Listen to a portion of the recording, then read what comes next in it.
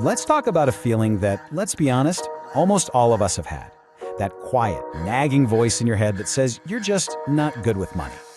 But what if that feeling isn't really about you at all?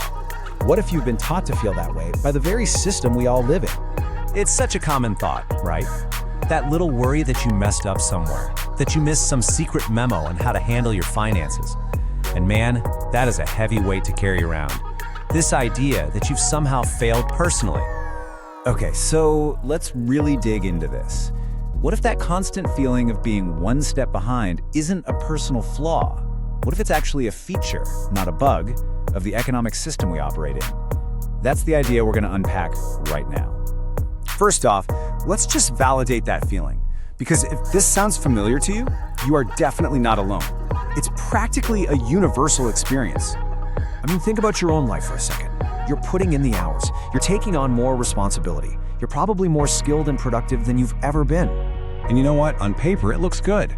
Your paycheck is probably bigger than it was a few years ago. You can literally see the numbers going up. But still, that feeling of security, of finally getting ahead, it always seems to be just around the corner, right? No matter how hard you work or how much that income number goes up, the goalposts just seem to keep moving.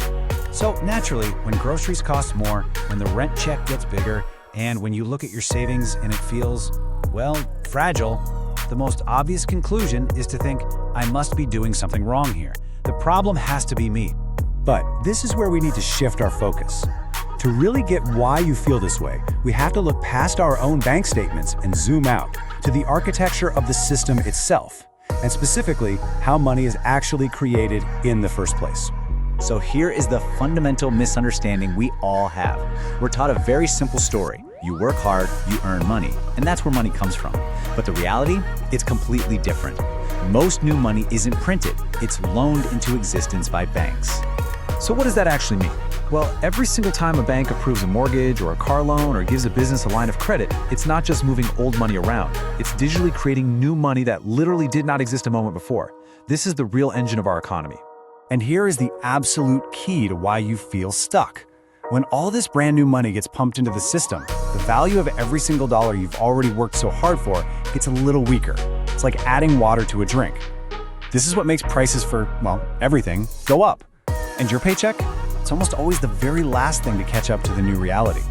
So this brings us to the actual mechanic behind that feeling of being on a hamster wheel.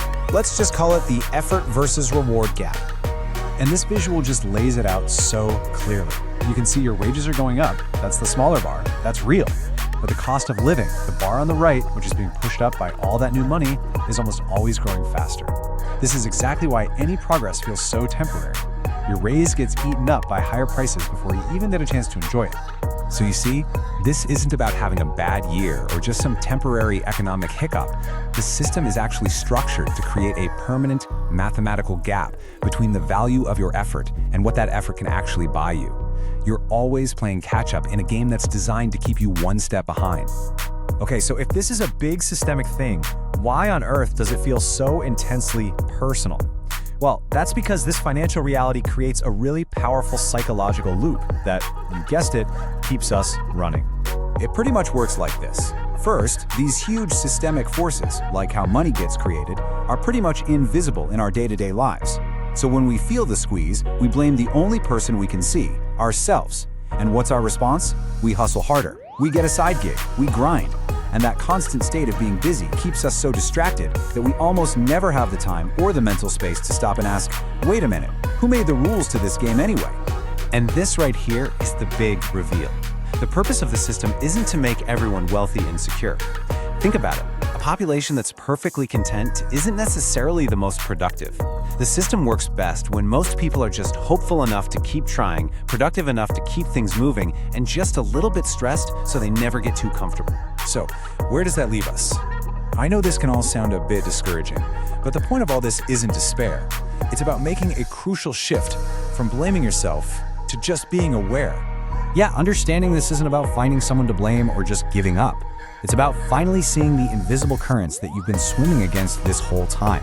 And awareness, that's always the first step to figuring out how to navigate things differently. This awareness helps you see the really delicate balance that's at play here. The system is basically designed to put just enough pressure on you to keep you moving forward, but it's also just confusing enough to keep you from stopping to ask why things are set up this way. And that's really the final thought I want to leave you with. Once you see the blueprint of the system, you can finally stop taking all that pressure personally. You can stop fighting yourself. And when you do that, what new choices could you make? What different questions might you start asking? Once you realize the problem was never you, it was the playbook you were handed.